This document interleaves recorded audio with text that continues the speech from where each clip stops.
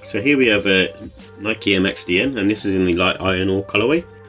And it's a new silhouette that was released in 2024 from Nike during Air Max Day. And it's part of the Air Max lineage. And I managed to grab this pair on sale. It was £77, and I don't have a pair of Air Max DNs, and I kind of maintained that I didn't really want to sort of pay full price for them. So this is the one that I decided to grab, and I kind of like the neutral colorway. So for me, I wanted a pair anyway, but I just didn't want to pay full price for them.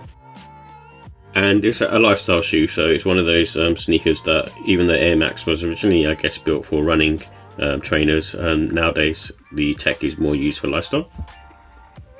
And what's different about this particular Air Max unit is it's using this new technology they're calling dynamic air unit.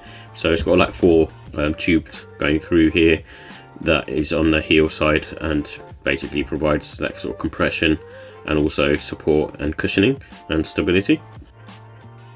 So with the details, it comes in the light iron ore, black and light bone colorway, and it also, like I said, has the dynamic air units in the heel. And it has also an EVA midsole, so it feels slightly soft to the touch, especially more on the front side. It feels, softer. Obviously, you've got the air units in there. That sort of gives you that slightly more sort of firmness. And it's made up of pretty much sort of synthetic materials. There's no sort of leather materials on here. And the price for these originally were £165. So with the comfort and sizing, these are on the medium to firm side in my opinion. I think what makes these ones particularly unique is if you're sort of walking around, you're not going to feel too much of the squishiness from the air unit. But what I will say is, if you are, I suppose, walking fast and that kind of stuff, you will feel that sort of rebound effect from the air unit, so compressing and pushing you off. And I say your heel sits slightly elevated because you can sort of see in here, even if I put my finger through to the back of the sneaker, the midsole is quite thick and big, especially on the back, so you do feel like you're sitting higher up than usual, and even more so than something like an Air Max one. And this has a good neutral support, so again, being a lifestyle sneaker, it's not going to have too much arch support in there, but it's quite sort of neutral. There's a little bit there, but not a lot, great deal.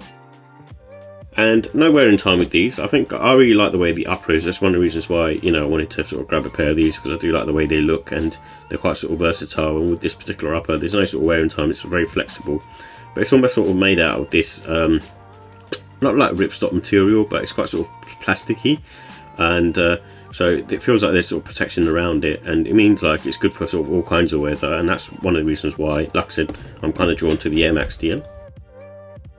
And it's true to size in my opinion. I think most people go true to size will be fine. Only if you have like a really wide foot, I'd go up half size.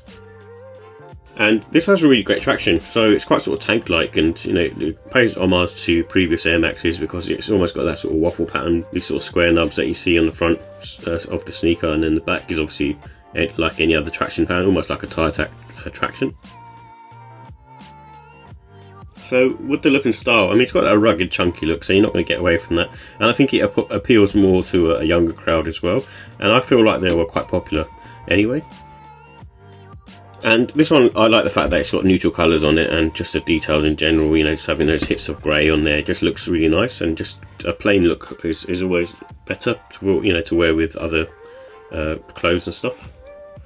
And this one, I think, is one of those sneakers that I feel like you can rock at any time, because like I said, the upper feels quite sort of protective, but also you sit high off the ground, so you won't get any sort of like water or anything like that as well on the trainer. So I think for me, it's not like it's waterproof, but I just feel like it's one of those ones where it's fine for wearing anytime. And it's a good sort of casual sneaker. Obviously it's got that, like I said, that rugged, chunky, sort of sporty vibe to it, and so for that reason, I wouldn't be dressing smart in this.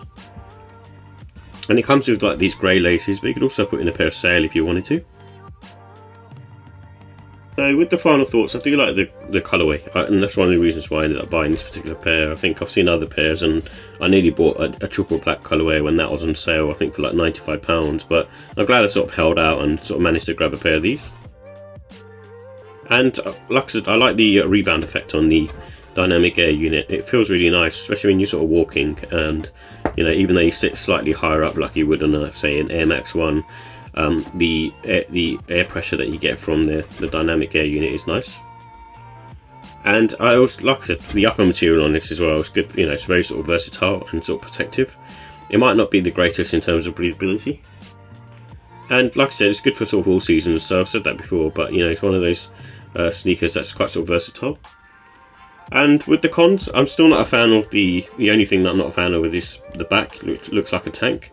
And obviously some people are, some people aren't, but for me it's not like one of those things that I actually love. And I suppose the cost, so one of the reasons why I didn't want to pay sort of £165 for a pair, I think, you know, obviously I paid £77, but, you know, which I'm kind of really, really glad to sort of pay that amount of money, but I wouldn't pay, you know, the £165 for them. So with the ratings, I give the look and style a 4 out of 5. And then also the comfort, I think, is a 4 out of 5. You know, it's not 5 out of 5, it's still quite sort of firm on foot. And the quality, I'm going to give that a 4. It's one of those ones where it's not using amazing materials, but what they have done is built, you know, a pretty well constructed sneaker, and I think it will be quite sort of rugged and not wear out over time. And the pricing, I give that a 4. So I think overall, I think you know, the price on these are a little on the high side, especially being an Air Max. And I know it's got new technology in there, but the technology isn't any different to what we have seen before.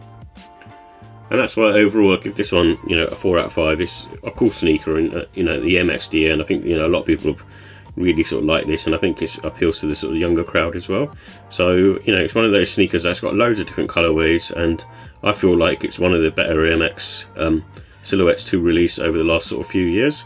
And even the newer one that's coming out, the Air Max DNA, I'm not a fan of that one. I just don't like the way it looks, and I think I prefer this one over, say, even things like the Air Max 270 and the Air Max Pulse as well.